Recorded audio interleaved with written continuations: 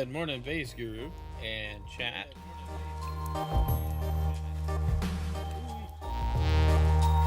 Echoey.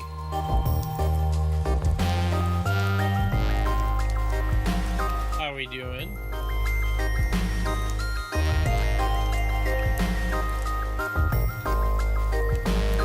Got some cozy vibes.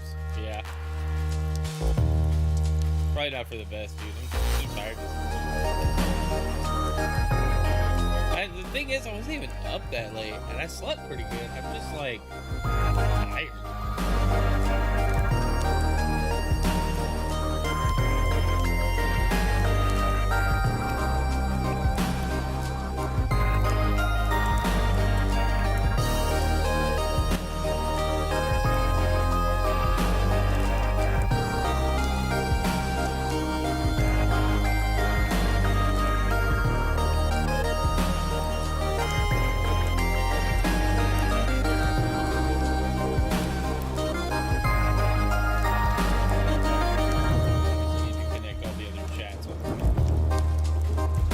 GamerGrind, good to see you.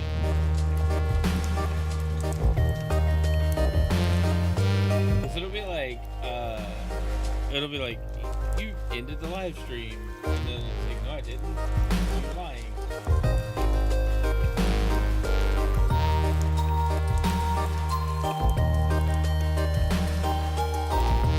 It's like it caches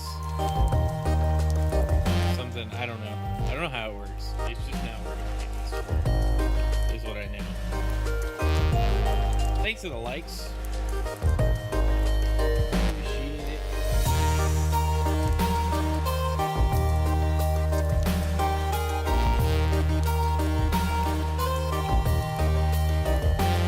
I need to get some more USB ports on my computer. Welcome back. Hey, Denali. Hey, man, thanks again for the raid last night. Hope you have a great stream today. Hey, I hope you have a great day today. I appreciate the support. Thanks for stopping in. We're talking game news this morning, so a lot of stuff going on. And Xbox. It just seems like Xbox is always finding a way to stay front and center in the news feed.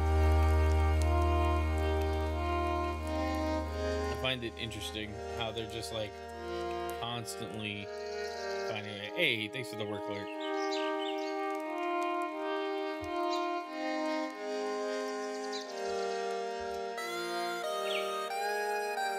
Alright. I don't think we have a... There's a trailer we were gonna watch.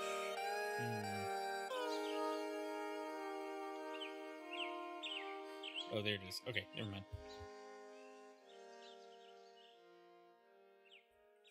Excuse me. That one snuck up on me. Animal Crossing back to back. Let's go. This one is a vibe. Once it gets going, like the bass line in it, it's just so groovy. And it's like, alright, cool. Let's just go. Man, okay. I think we're solid though.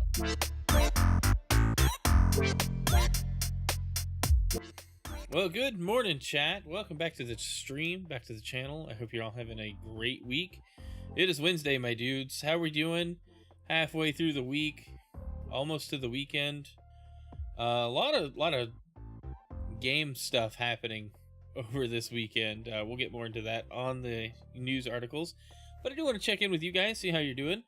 Hope you're having a great week. If not, let me know. If you are, let me know. Doesn't matter what's going on. Let's just talk about it real quick. While Donald runs away to work. Like he's got some important stuff to do. Some important big boy things to handle. No, I appreciate it. Also, if you're here, wherever you're watching from, if you could open up a second tab on your browser, go to my YouTube channel, and pull up the full screen YouTube stream, drop a like and a thumbs up in the chat, and let me know that you see it, that it's there. As we push for more watch time, I need more engagement.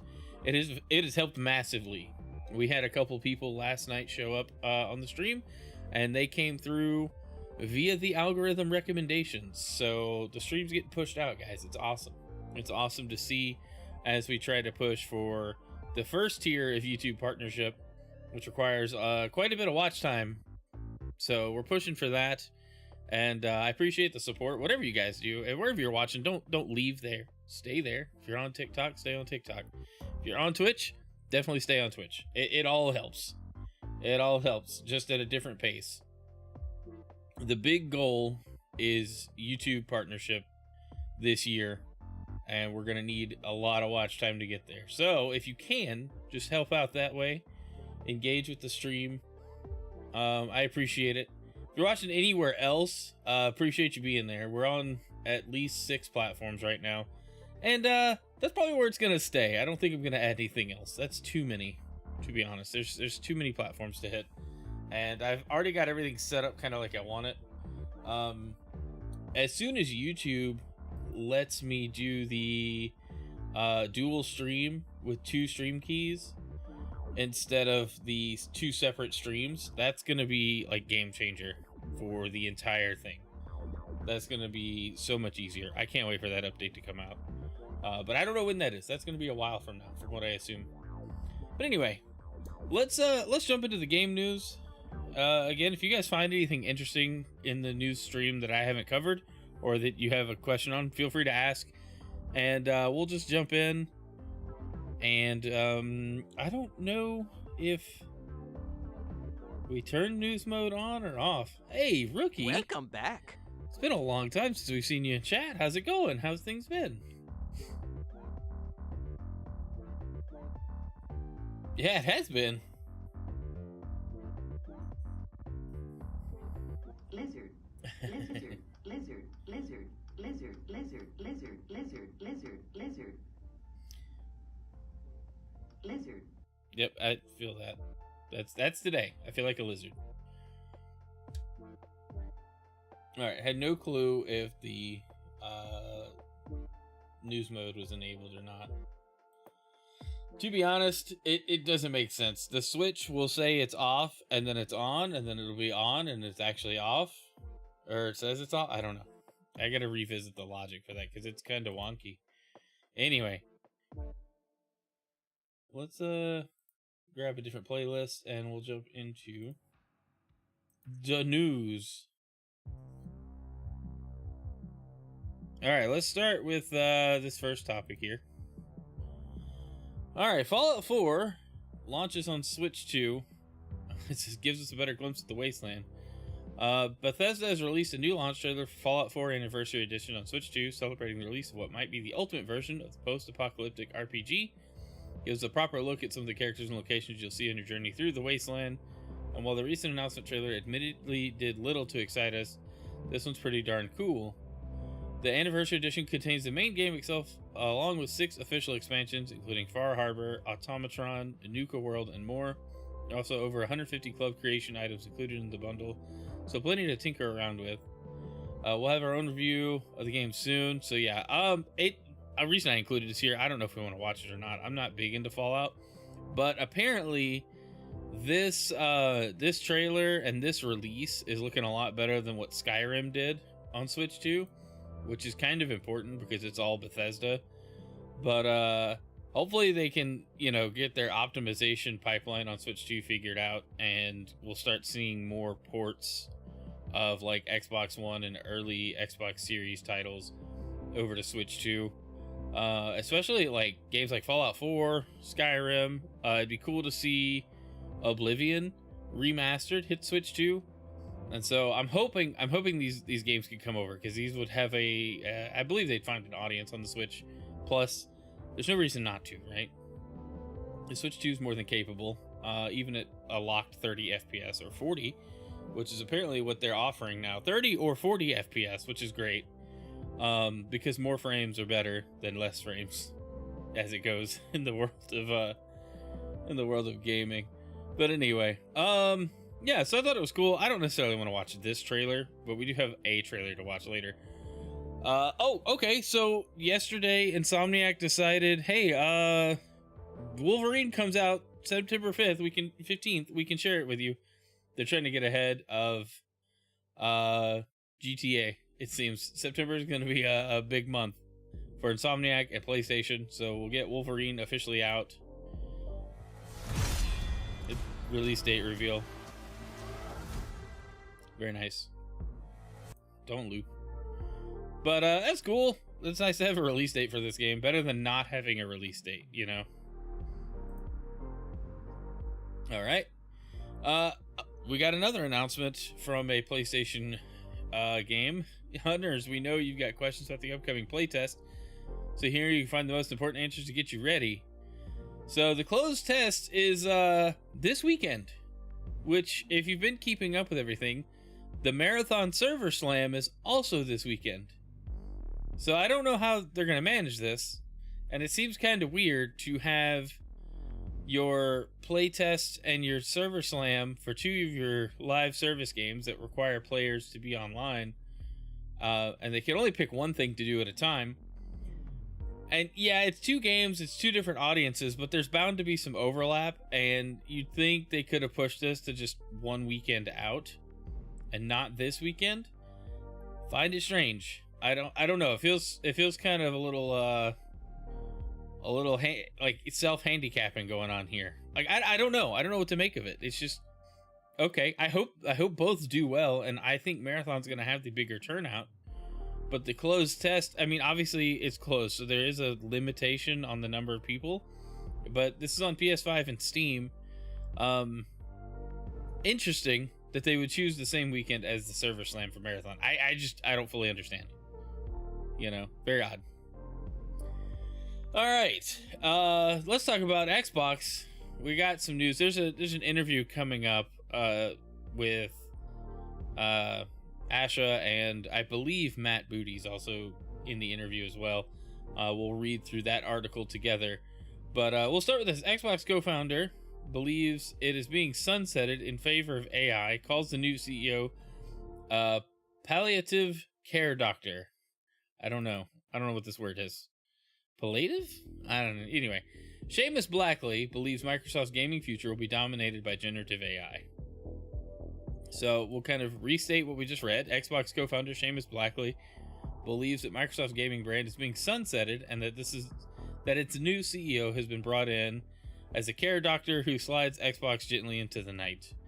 The game designer and industry veteran made the comments in an interview. Palliative care means we know you're dying, we're just trying to keep you comfortable. So it's like hospice. We could have used hospice. Thank you for clarifying, Denali. I appreciate you. I could have looked it up, I guess. I could have, defined this. Anyway, the game designer and industry veteran made the comments in an interview with GamesBeat, in which he reacted to last week's news that former AI executive Asha Sharma is replacing Phil Spencer in a major shakeup of Xbox's leadership team. Blackley, who left Microsoft in 2002 after launching the original Xbox, said that he believes Sharma's appointment over those with a background in video games indicates that Microsoft's gaming future will be dominated by generative AI. He also praised outgoing boss Phil Spencer, who he said likely had been worn out, spending a long time managing the beast so that he could continue to try to do the right thing for games. Words are hard. It's very true. Satya Nadella has made an incredible number of bets and invested an incredible amount of money and credibility in the transform model AI future. Blackley said Xbox, like a lot of businesses that aren't the core AI business, is being sunsetted. They don't say that, but that's what's happening. I expect that the new CEO, Asha Sharma, her job is going to be as a palliative care doctor who slides Xbox gently into the night. It just seems really true, he continued. I imagine asking somebody if it made sense to put a major motion picture studio into the hands of somebody who didn't like movies, or a major record label into the hands of somebody who'd never seen a live show. Why would you do that? Well, you only do that if you're looking at the problem in a more abstract way.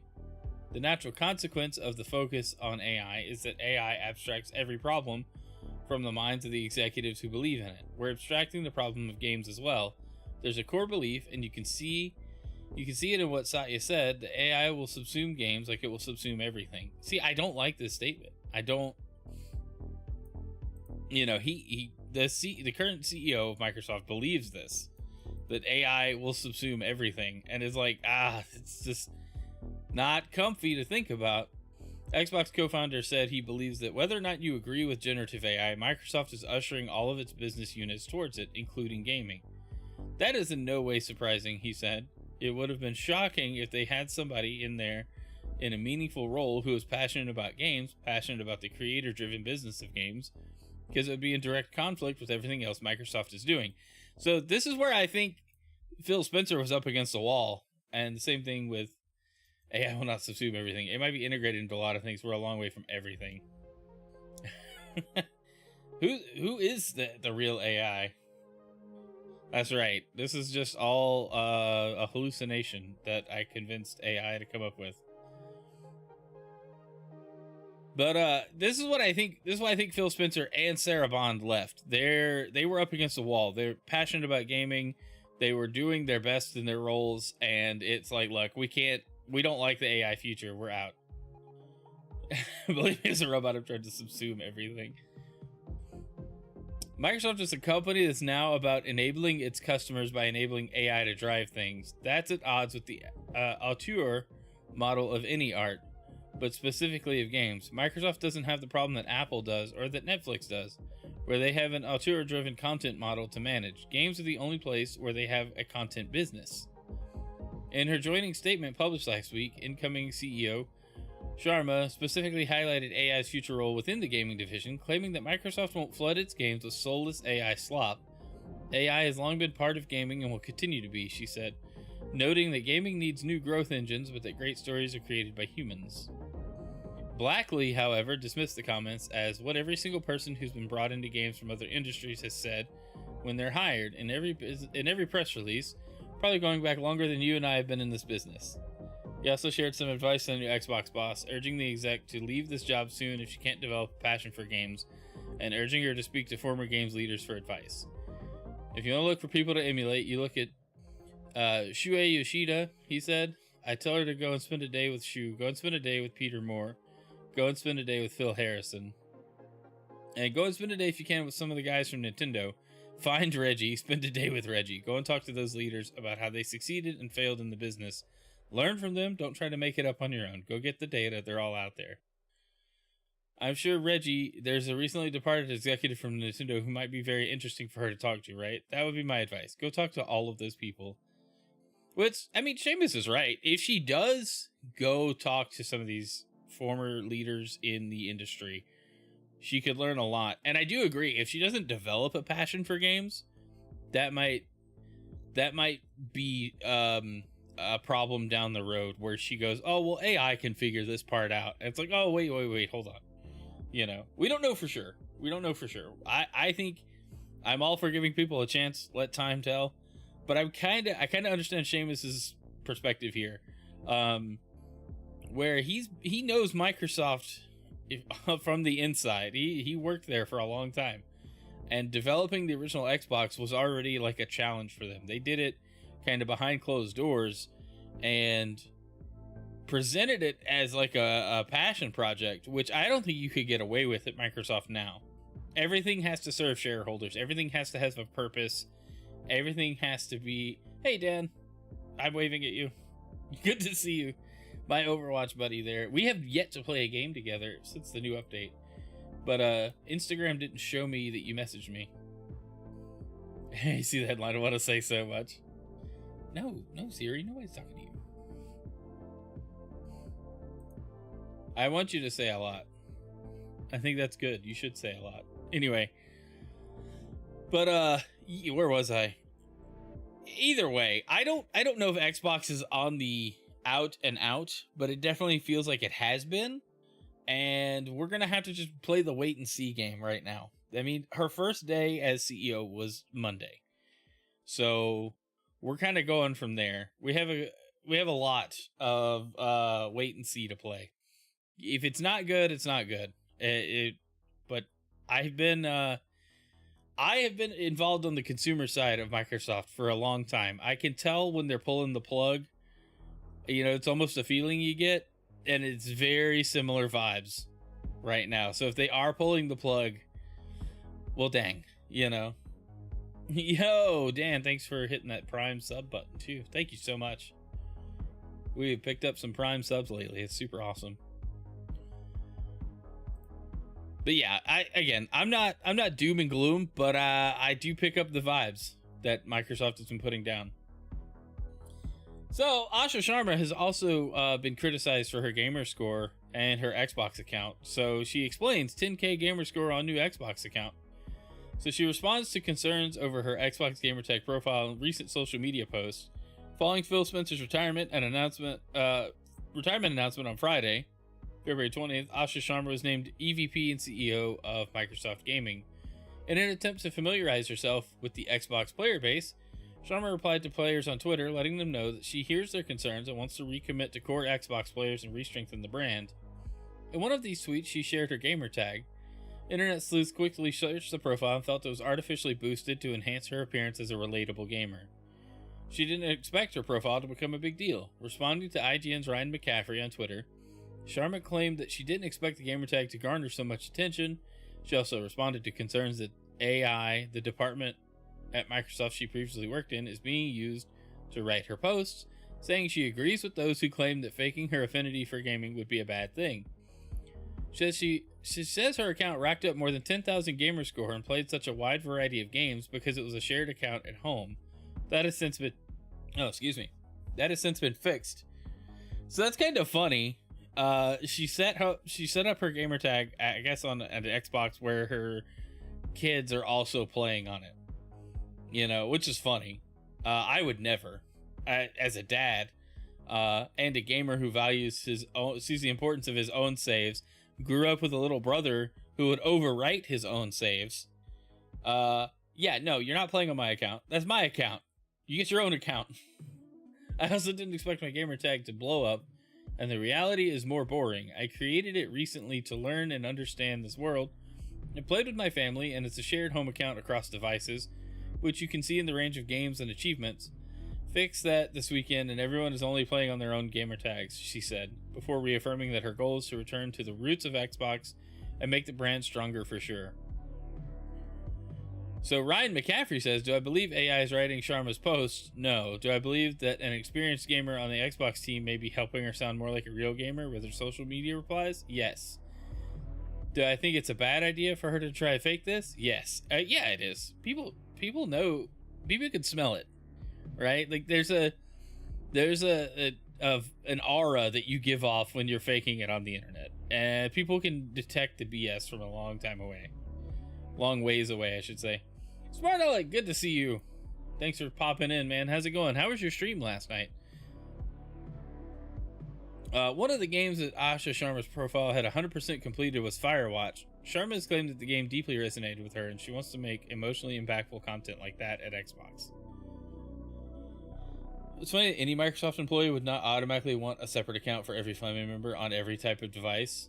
Well, it's even funnier when you realize that a lot of the higher ups at every big tech company keep their family off of their own products. Xbox might be the exception because it's video games. But you hear about a lot of the social media CEOs and leadership don't let their kids use their products until they're older. And they don't let their kids access smartphones and stuff. But I guess the exception would be Xbox. Maybe if you worked at PlayStation, your kids would, play PlayStation. But it was it's a situation I find interesting. I just think it's funny. She made one gamer tag. It's like, you kids play on it too. Knew a lot of folks who stopped eating at fast food restaurants after working there, for sure.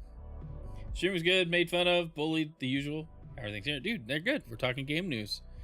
Just chatting about the Xbox leadership shakeup and the new CEO's recent statements on social media with gaming media. Denali, thanks for the work, Lyric. Enjoy your meeting. But I'm glad your stream was good. I'm glad you're doing good.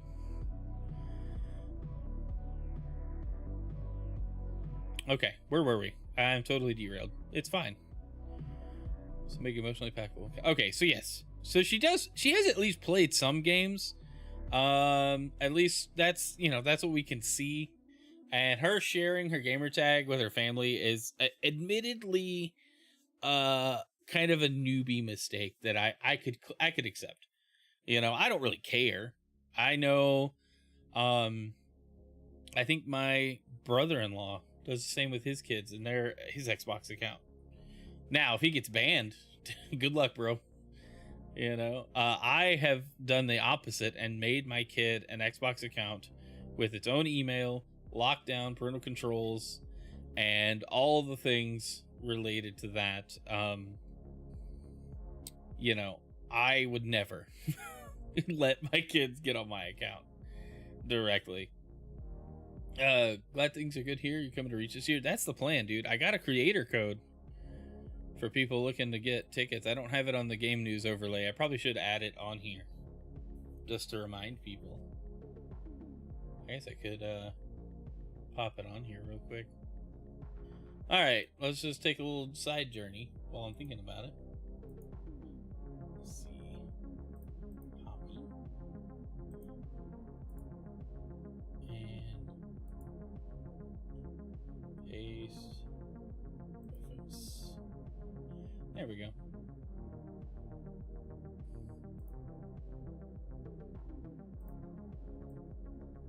There it is. Yeah, I know. We need to meet in person. We absolutely need to meet in person. Brent, happy Wednesday, man. Okay, this is the big article. This is where we got to lock in because there's look at. I don't know if you guys could tell how big the scroll bar is. It's a little cut off. Yeah, so you guys can't tell, but it's very tiny. But Jez Corden got an exclusive interview with Asha Sharma and Matt Booty to talk Xbox. So let's go through this. This is I'm interested in what they had to say and interested in your reactions as well as I'm looking to be surprised. Will it work? Do you need a lurk? Much love though. My lurk is an active one. Thank you so much for the lurk, Smart Alec. It's good to see you. Oh. Featured chat needs to be on top of that. There we go. All right. Well, you have a great day at work, dude. We'll be live for the next 30 minutes or so. So I hope your day gets off to a good start. Grab some coffee. Be productive.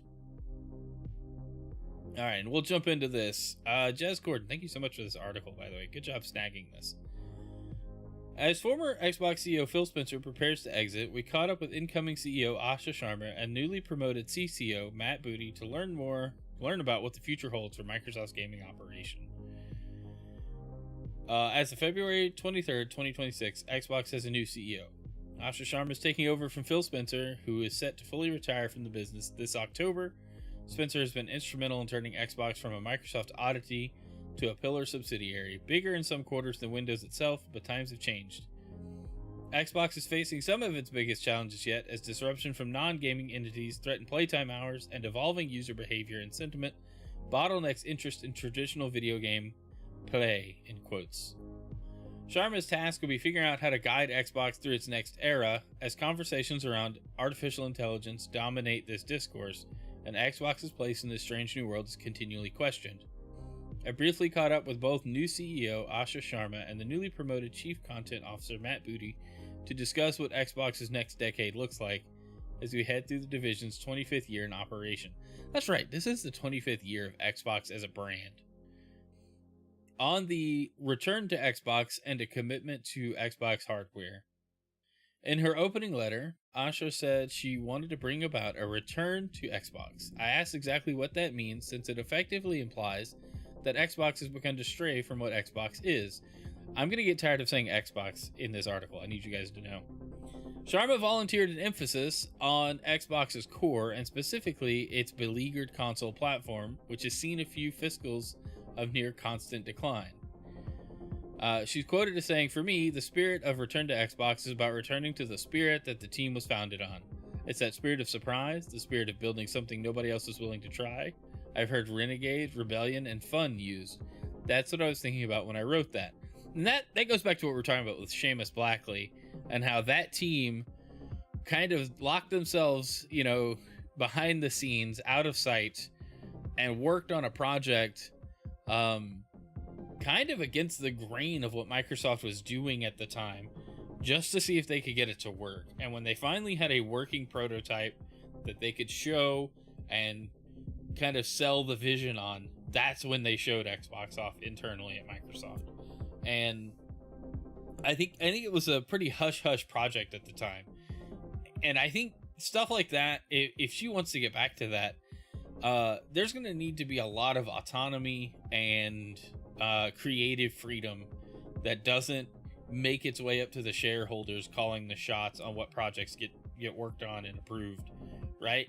There's going to have to be a lot of that. And there's a lot of studios within Microsoft now that have to be allowed to be super creative and do stuff that they haven't done before, or try things that maybe don't make sense in the first phase of attempt, right?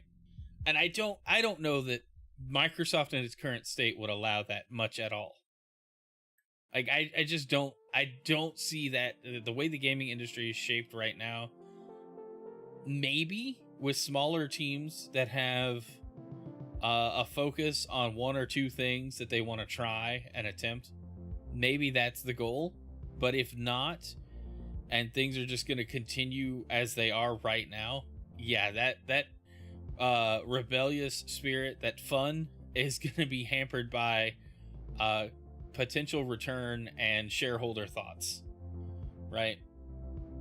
Sharma acknowledged the investment Xbox fans and customers have poured into the ecosystem over the years and seemed genuinely keen to emphasize her commitment to the console hardware. I think that our core Xbox fans and players have invested up to 25 years of themselves in these universes and our console. I do want to... Oh my gosh. We went off the rails there. I do want to think... I put this into perspective. As I've gotten older, thinking about playing Xbox games, playing video games for the last 25 years of my life, you know, that's a lot of time that you don't get back. And it's like, as things start to devolve and turn into super safe and corporate, like, entity sponsored things, gaming has become stale in a lot of ways for me personally. And so I think that's one of the reasons nostalgia is so good, is because we go back to what worked, and we can go back and re-experience what worked as much as we want. You know, I don't have to be beholden to a new release to enjoy video games. There's a lot I didn't play back in the day. There's a lot last generation I didn't touch. There's a lot this generation I have yet to play, you know? But a lot of the newer stuff I'm trying to avoid because I just have very little interest in what's on offer.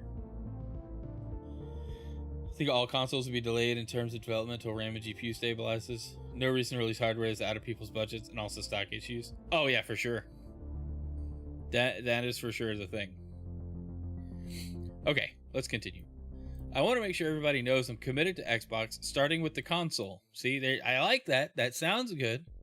We're going to keep meeting players where they are. The world continues to evolve and change. We're going to make sure Xbox is a great place for developers and players. We want to invest in reducing the artificial divide between different types of devices that they want to use with us. I think it's going to mean a lot more investment in breaking down the barriers and helping developers build once and show up across different hardware experiences. For me, I believe Xbox starts with its fans and will grow from there. That's what I wanted to signal with the return to Xbox. So, keeping the hardware front and center, but also making sure that the different types of devices are taken care of is a bit interesting, because the whole everything is an Xbox push kind of messed up how we thought about consoles, and it definitely was a signal that Microsoft wasn't as invested in hardware. And I don't know how they could talk out of both sides of their mouth here. You know, I'm not saying she is. She's just coming in and having to accept what currently is and where she thinks maybe the business could go, right? And I'm not saying she's wrong for that. She you know, she's coming in and having to deal with the current state of things. But with that, the dedicated hardware is almost pointless right now. With multi-platform releases and everything else, the reason I would buy an Xbox right now is because of my existing library and the potential to play PC games via Steam and Epic and other game stores with very minimal configuration and setup. That is appealing. That's what I want the next Xbox to do. And it looks like that would be the case. They wouldn't have invested this much time and effort into all of that if it wasn't for those things, right? And so what I want what I want to understand is how she can kind of break down that artificial divide between different types of devices, but tell us that Xbox is a great place for developers and players. Like, does that mean the box to develop for, or the platform is kind of agnostic? You know, like, I want to know what that means in the long term. Okay, so Jez goes on to write, there's been a ton of speculation about what kind of moves Asha might make. Xbox notoriously ditched any form of exclusivity on its games, shifting units to PlayStation, paying little mind to the criticisms that it reduces the need to actually buy an Xbox. Sharma told me that nothing's off the table when it comes to revising Xbox's strategy, but finalizing the strategy will take time and data parsing. On Xbox's recent strategic decisions, Sharma said the plan's the plan until it's not the plan. That's fair. She's just coming in on this. She can't change what's already in place. I mean, she could, but that would be horrible.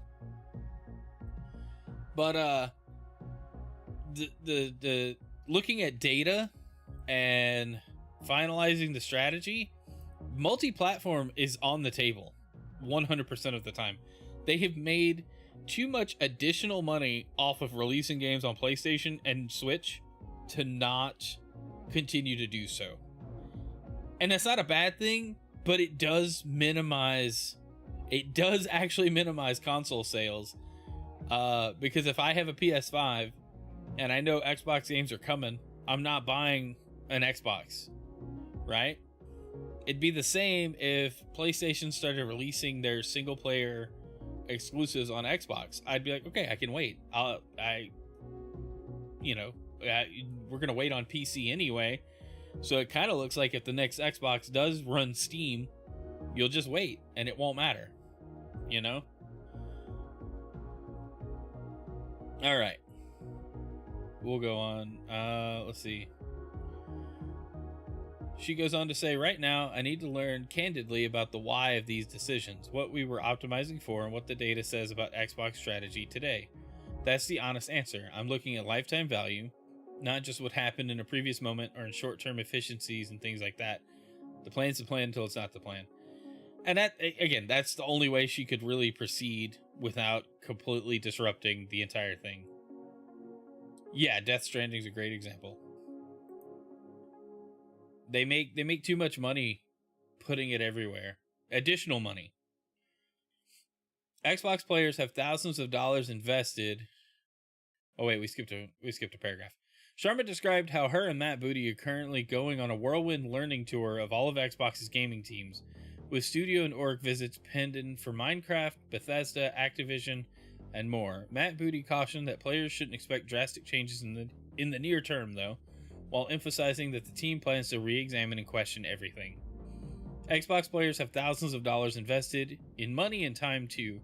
It's incredibly important for me to understand that and protect that, Sharma said. I'm committed to returning to Xbox, and that starts with console, that starts with hardware. You will hear more about that soon. We'll have some announcements coming up. You'll see us collectively investing here. We also know there are a lot of players who aren't on console or our hardware, and I want to deliver great games to them too. I need to learn more about what that can look like and what decisions were made, what we need to do going forward, and I want a little bit of time and space to do that. Absolutely. Like, that's not unreasonable. It's a little almost too much what we want to hear. Hey, Supersonic, good to see you. How are you doing this morning? Welcome to the stream. Matt Booty chimed in too on protecting the Xbox ecosystem and rejected speculations of Microsoft gunning for its gaming division to devolve into a publisher. Our studio system is fully built around being first party. We're not built to just be a publisher, Matt Booty explained. It's core to our partnership with the Microsoft platform being involved in early hardware decisions. All the work we've done to get games like Gears of War running great on new devices like the Xbox Ally and so on. It is embedded within our structure. We're not backing away from that. We're committed to being first-party games publisher in partnership with our first-party platform team. Again, he's been around the business. He knew what the plans were, at least as far as his position was concerned, before being promoted. So I would trust that that's facts as far as he knows, right? And the first-party side of it means not so much console exclusive, but just Windows and Xbox first, and foremost, and then PlayStation and Switch 2 and whatever else, shows up or is relevant at the time. I also think they're going to hopefully, if they're trying to meet people where they are and push mobile, that means the cloud service gets some improvements and that they start selling like a cloud only subscription to Game Pass, or maybe just an xCloud subscription that gives you access to just your library on cloud and whatever that means. So it looks more like GeForce Now, I guess. All right, on preserving Xbox Game Studios culture and rejecting AI created games. One of the big issues facing the game industry all up right now is finding new users. Xbox and other big platform holders are effectively just trading the same few 100 million core users back and forth, with attention being divested to apps like TikTok, YouTube, Instagram, and other algorithmic non-gaming products. I asked Asha Sharma if she planned to explore new paradigms for Xbox to that end, but she once again signaled intent to double down on Xbox's core. The thing about other products that are taking off, they've built really great communities with their audiences. We're the stewards of a lot of communities and have been for decades. The thing that makes a community is that you build for that core. What I don't want to do is have any creator at Xbox dilute their focus and chase an emerging community. Sharma explained, if we want to invest in a new community, we'll look at how to do that, but it's really important that people stay true to their core when they're building. The thing I've learned when building platforms over my career, there's kind of two things that really make a great platform. It's the quality of the product that you deliver for the core user, and it's the integrity of the decisions that stand behind it. There's a big community at Xbox, and we'll look at the right way to serve that community. By gosh, I hope so. I mean, it'd be great if they listened to some of the bigger like Xbox creators out there. I'm not in the group with them, but a lot of us that have been doing like news coverage and gaming coverage on our channels have been saying some of the same things about Xbox, and our hopes are kind of all aligned. Some people would disagree, maybe take that disagreement into consideration, but I think a lot of us want the same thing. We want Xbox to continue to be successful, but we don't want to feel like all of it is irrelevant to what we've invested in as far as the platforms and our digital libraries go, if that makes sense to you guys. And I don't speak for everyone, I can only speak for myself. I just notice where a lot of our thoughts and opinions do line up. A lot of discourse around Asha's appointment revolves around her tenure in Microsoft's core AI org, whose mission is to integrate AI features into Azure tools. I asked Asha how she felt about artificial intelligence and the discourse regarding that surrounding her appointment at Xbox. She says, I think that with any new technology, it brings possibilities as a tool, but even more important, especially now, we need to draw lines on what we won't do. That's what I attempted to do when I shared my opening letter, she explained. I will not flood our ecosystem with slop. We won't have careless output. We won't have derivative work. I deeply believe in the words that I shared previously there. Matt Booty put to bed rumors that Microsoft is planning to enforce some kind of AI directive on Xbox from the top, noting that developers are free to use the tools they want. Says, we've got no pressure from Microsoft. There are no directives on AI coming down yet. Our teams are free to use any technologies that might be beneficial, whether it's helping write code or check for bugs. Things more in the production pipeline. At the end of the day, as Asha said, we're committed to art made by people. Just as a group, game developers are always eager to adopt new technology. When Photoshop showed up, it took about 1 month for it to appear in every game studio on the planet because it was so useful. Matt noted that Xbox's goal is for AI to be additive and supportive rather than disruptive on its teams. Noble goal. I really hope that's the case. I hope they don't deviate from that at all. What I hear throughout our studios, it is the people, our artists, our coders, the writers. They're doing the creative work in my experience. Anytime there's a new technology, what happens is there's a need for more specialists, new specialists. It raises the bar on what the expectations are for the quality of the games. And then we've got no pressure from Microsoft, no directives, coming down. We just read that quote. On the topic of art, I was curious if there were plans to diverge Xbox away from its more eclectic publishing stylings and double down on chasing blockbusters.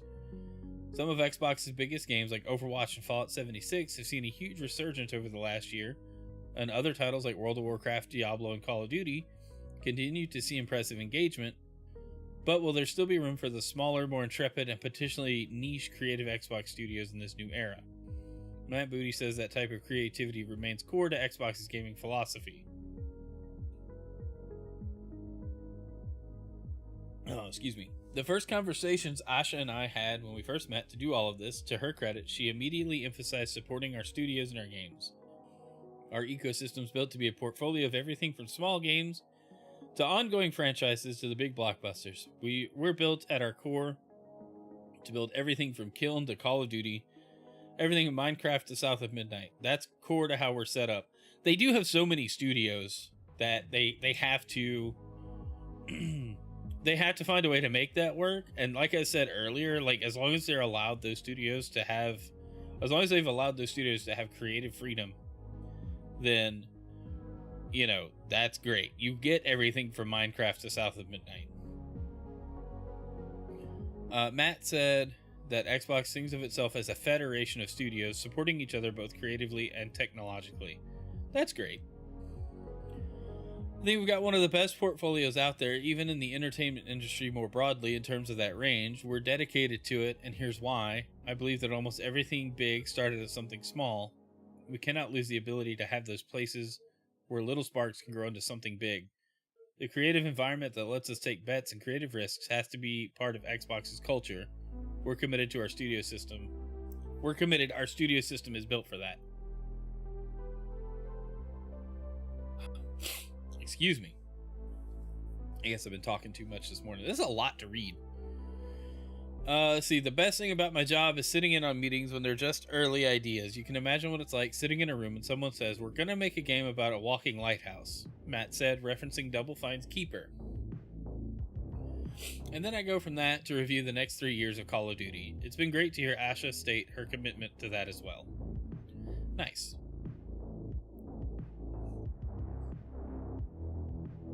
Oh man, we're like not even halfway through this.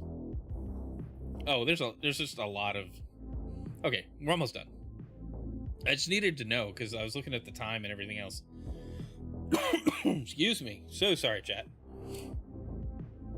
Okay, building the next 25 years of Xbox. Jez says, I didn't get the chance to ask everything I wanted to ask. There are so many questions about Xbox's future and its strategy. So many levers that could potentially shift and so many angles that could potentially warp. I wanted to ask more about Xbox Game Pass and its future in the ecosystem, what role Xbox Cloud Gaming stands to play, and obviously, whether or not we'll eventually get a new Banjo-Kazooie. A very important question, Jez. But those questions will have to wait for another time. Drat. In closing, I asked Asha Sharma what she would say to Xbox fans who have worries and concerns about the changes as we bid farewell to Phil Spencer, who inherited a very different Xbox back in 2014. Ambrew, welcome in. What's up? Good to see you. Oh my gosh. The talking has really caught up with me this morning. Okay. Where were we? Quote, Phil Spencer is a remarkable human and a remarkable leader, and I think that when he took over in 2014, he changed the culture of Xbox to focus on player-driven and creator-driven decisions. I intend to honor and uphold that. Sharma didn't shy away from the challenge facing Xbox both externally and internally, but volunteered the idea of strengthening Xbox not just for the near term, but for another quarter century. In her words, Sharma said her current goal is proof over promise. We know that the business has gone through some challenges. I'm going to use my expertise and the leaders that have the deep gaming depth around the table to help us grow the business and make sure that we have an incredible next 25 years. I will listen, I will learn, I will communicate what we're seeing and what we're doing. I think from here, the work is proof over promise. Matt and I are in it every hour of every day, of every night. I'm fully in this thing. This team has brought it back before, and I'm here to help us do it again. Well, there you go. Optimistic, reasonable, not too concerning right now, right? It's in a good spot. It's in an interesting spot. We'll find out as the year goes on what decisions get made, what things get changed. I don't think anything drastic is going to happen through maybe fall of this year, maybe holiday season. We get some surprises. We get news. Obviously, this is going to continue to dominate the news cycle. Just every time either of these guys say anything, there's going to be a news article write-up about it. We still have a lot of questions. I mean, Jez even said he didn't get to ask every question he wanted, but he at least got to ask some of the big questions and got them out of the way. So those responses were good too. I'm not as skeptical, maybe cautiously optimistic as I was before. I'm a little more encouraged that, you know, it feels like they're taking a grounded approach to taking over. However, there's still a lot up in the air. You know, what is the commitment to hardware? What is the commitment to exclusives? What is the commitment to first party outside of this year? You know, what is that going to look like? And hopefully we get those answers. You know, will Game Pass, you know, is Game Pass changing? I saw something about potential for, and we've heard it. Excuse me, we've heard it and wanted it for a long time. World of Warcraft coming to Game Pass would be insane, right? If a WoW sub comes to Game Pass, I might play WoW. You know, I would resub to Game Pass for that. At least for a little while. It depends, right? But yeah, that's like the biggest news right now is these guys and Xbox, and it will be for a while. This is a huge deal. And how would you feel if the company completely ditched consoles and went all software and PC? Well, here's what I think. The next Xbox is essentially a PC, right? It's a Steam machine, just Windows. And I'm actually looking forward to that, as long as I can still access my older games. If my older games are inaccessible because of the new direction, then that's absolutely crap, because all of the backwards compatible work that they've done and platform work that they've done to make sure games like just work going forward is for nothing. They threw all of it away. And why would you do that? You know, the reason I've stuck with Xbox is because my digital library is so large. Like, everything just goes to PlayStation. Yikes, you know.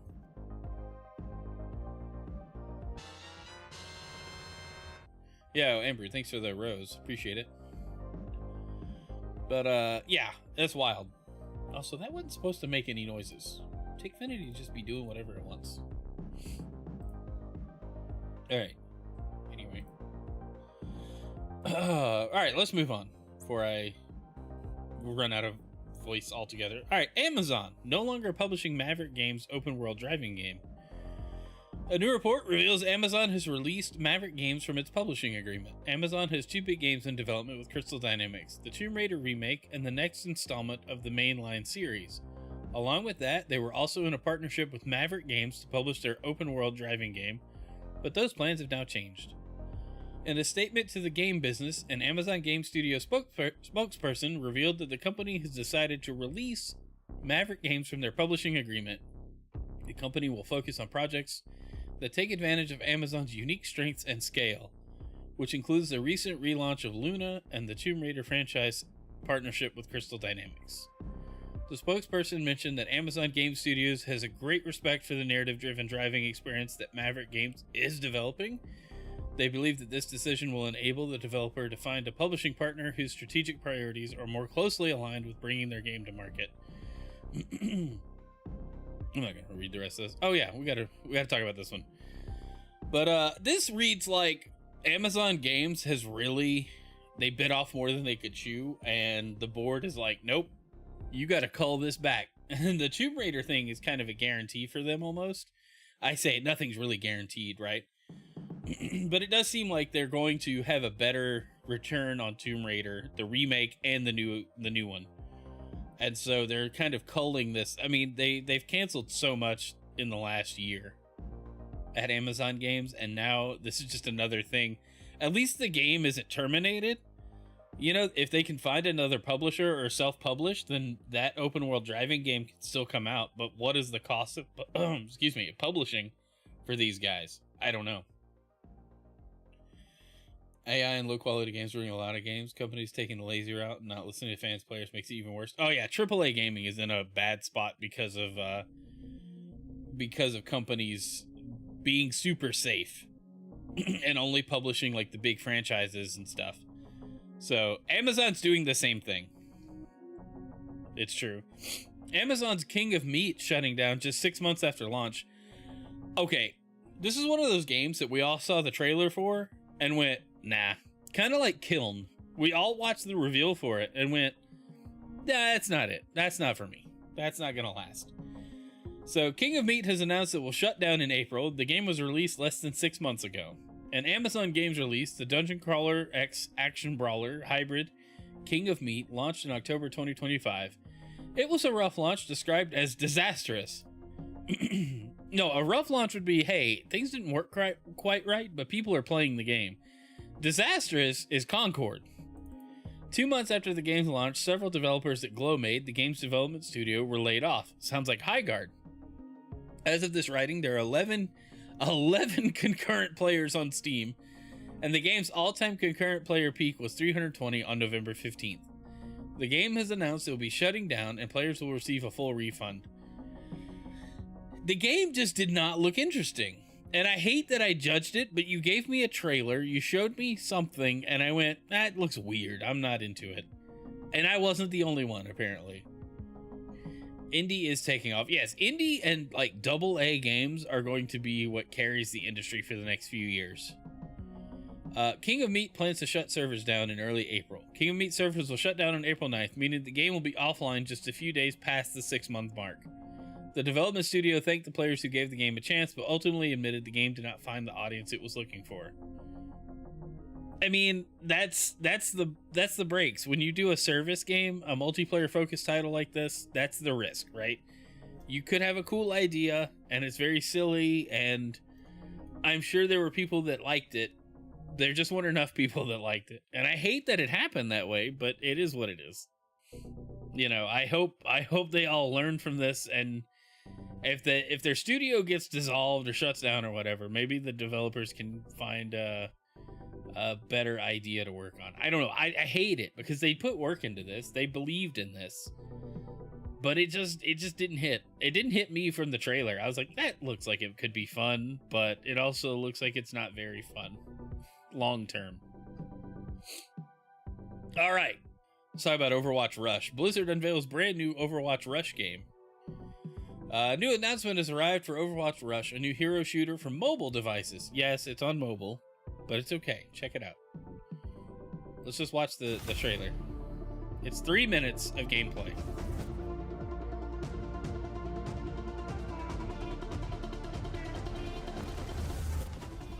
Here we go.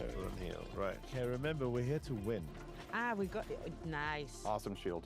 There we go. Yes, this is the one we needed. We're in. It literally just looks like top-down Overwatch.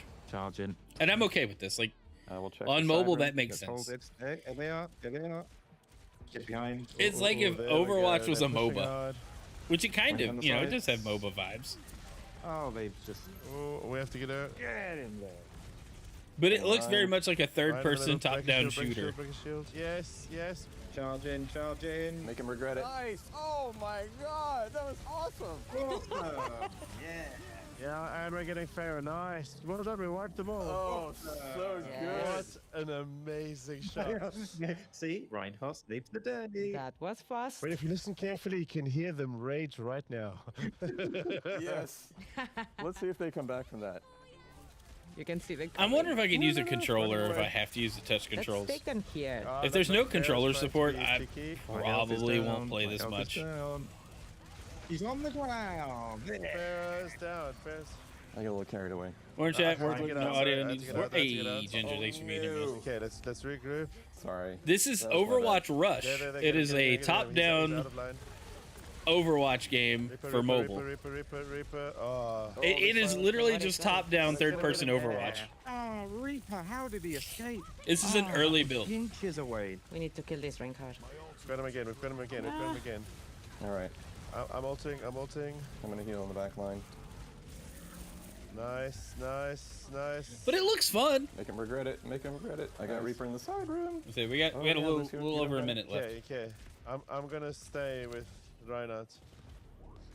Come back, rather on the point, Okay, yeah. Ryan's I'm coming, shield coming. looks cool, but the other Coming, Ryan has a coming. different Up, shield, so it let's looks like you can like pick Watch the shatter. perks like you can in the main game, but Remember, like Mercy to beforehand. heal. I healed Tracer. Like I you can healed the build lot. out your character. Healing. We'll jump back to the article and see what it I'm says. constantly healing. Oh, I dropped him. This is it for the win. This one counts. Come on. Here we go. Alvin. Middle. Fair. This would be cool if that Oh, was the fair view enough, fair that the enough. commentators had during like the Overwatch League. Come on. We got this. If Oh, they the just game. had a camera No. on the server that had Ah. this view, Oh, dang. you're still there. Come on, Okay, come okay, on, okay, come on. coming. Regroup. running. I'm giving them a little bit of grief. Who needs a tank? I'm on my way back. Just compose yourselves. I can ultimate. Yeah. Okay, we got this. Why are they Wait, staying grouped up on the composure. point like that? Focus. Do they have I'm to halfway stay my on it? ult. I don't have much. Mercy, where are you? Are you ready? Are you ready? Are you ready? Yeah, let's do it. Taking the 10, taking it now. Go behind me. Help.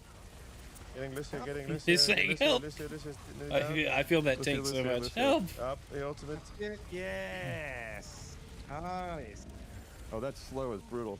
Where's the Reaper? Reaper's on the point. Oh, no. Not, he's dead. He's no more, he's dead. Oh, maybe I yeah. Yay! Not around. Let's do Let's it. do it. Yes, Noobs. Yes.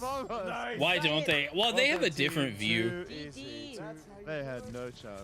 I agree. This would be awesome on Switch. So this looks cool. I'm very excited for it. Just because it's something different that's still Overwatch related. See, it's an in process early development game developed by Blizzard and separate from Team 4. Team 4 will continue to focus on the main title and provide new experiences for both PC and console players. Developers announced that this is an entirely new game and not a port, emphasizing it has been created specifically for mobile players. The game is currently being tested in select countries and regions. Interested readers can join the official Discord for updates. Additionally, players can view early development gameplay of Overwatch in the video embedded below, which we did watch. It does look cool. I would like to see it succeed. I think it would be fun. It kind of has that Call of Duty mobile feel to it, where it's the same but different. You know, it's familiar but optimized, and I'll play it. You know, I don't know if we'll stream it. If it doesn't have if it doesn't have controller support, I don't know how much I'm gonna play it. I'll be real honest, but I will try it and we'll check it out and we'll see. Maybe we'll get into like a beta or something. If they do a public playtest or whatever, that'd be awesome. But I thought that was cool. Overwatch has been killing it lately, y'all. I feel like they really did recover a lot that was lost. A lot of goodwill was restored with that season 1 reveal and everything. All right.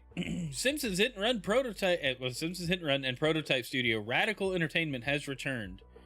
Simpsons Hit and Run and prototype developer Radical Entertainment has relaunched as New Radical Games. There have been almost no updates on the Simpsons Hit and Run and prototype franchises for a very long time. The last we heard about prototype was some potential evidence that a remaster could be in the works. We also saw a mod that took Simpsons Hit and Run. Now the developer behind both these games has relaunched.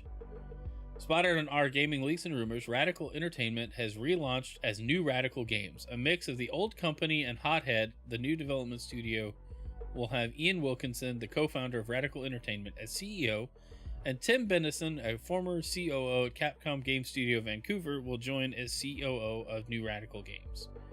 Regarding services, New Radical Games will offer work for hire for full game development, mobile and console development, co-development, porting, and remastering. They have also listed all their games, including The Simpsons Hit and Run, Hulk Ultimate Destruction, Scarface, The World Is Yours. They really like subtitles.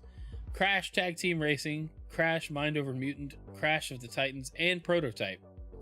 Hothead also has a lot of games under its belt, including Killshot, Bravo, Hero Hunters, Super Hit Baseball, Box Office Tycoon, Sid Meier's Civilization 4 Mobile, Big Win NHL, Big Win Soccer, Big Win Basketball, Big Win Baseball, and Big Win Football. I've never heard of most of those. Hey, Adi, good to see you. In other news, the developer of Styx has thrown shade at Ubisoft's stealth brands. Additionally, the Highguard developer Wildlight Entertainment has been funded by Chinese company Tencent. Okay, this is just unrelated.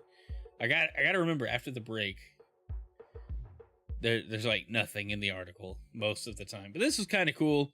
You know, I like seeing like an old studio come back. It's like it felt like Radical was gone, and I think they were. Now they've revived somehow, and that's super awesome. All right. Speaking of studios closing, Nacon faces closure after filing for emergency insolvency. Nacon, a major French publisher and holdings company, has this morning revealed a dire situation. In a new press release, the company has revealed it has filed for insolvency after its parent company, Big Ben, entered a period of financial difficulty. In the release, it was stressed that Nacon will need to undergo a rapid implementation of financial restructuring to survive and has requested a judicial reorganization review to facilitate this. Nacon's available assets are now substantial enough to meet its due liabilities, and it will now assess critical pathways out of this situation. Weird and kind of surprising. The company shares have ceased trading on the Paris market, and a court hearing has organized for early March to review the next steps for the firm. Nacon was founded in 1981, dabbling in publishing software and peripherals over the years. It famously had a stint of distributing Sega's Dreamcast consoles at the turn of the millennium. The company was originally known as Big Ben Interactive, but it restructured in 2019, consolidating resources under the new Nacon banner to bring together a dedicated gaming brand. Big Ben Group became the majority shareholder in Nacon, assuming control of more than 76% of shares. This insolvency threatens a whopping 11 studios, including Spiders, Daedalic, Big Ant, Cyanide, and Kyloton, all of which sit under the Nacon banner. Cyanide's best known for the release of Styx Blades of Greed. Big Ant is a studio focused almost exclusively on sports titles. Kyloton is the most recently released Test Drive Unlimited Solar Crown, which I did not know. Adi, you'll have to DM me. This is not the time or the place. Let's see. I did not know Nacon had published this title. Spiders is the developer behind Greedfall, and Daedalic infamously developed the Lord of the Rings Gollum. Oh wow, okay, so they had some like licensed stuff under their belt. The company is yet to deliver on the publishing and release of multiple games, which are all here. Discord would probably be the best. Okay, Nacon's employees were notified of this news yesterday.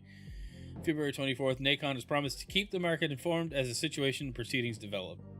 It's kind of out of nowhere because they also make hardware, right? Like they make controllers and stuff. So that would suck if they shut down. That's for sure. All right, well, that's all I got for the game news this morning, y'all. That's everything we have on our plate. If there's anything you guys have come across that you find interesting, let me know.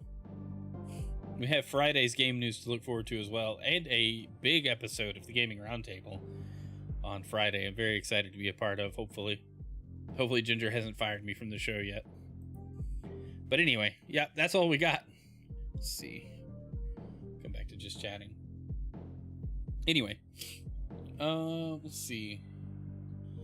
All right. Yep, that's it. So let's find somebody to raid out to. I do have to get to work. I've gone over a little today, but we had a lot to cover. So let's find somebody to raid. Let's just make it easy. We'll send it over to where's he at? Lano at Reforge Gaming. He's live right now. He's going through the same article we just went through, so y'all can get his take on it and what he thinks. And yeah, we'll just leave it at that. You guys have a great day. I appreciate you. Love you. Thanks for all the support lately. If you guys haven't already hit the subscribe button, hit it. Other than that, I will see you guys tomorrow night for some Pokemon.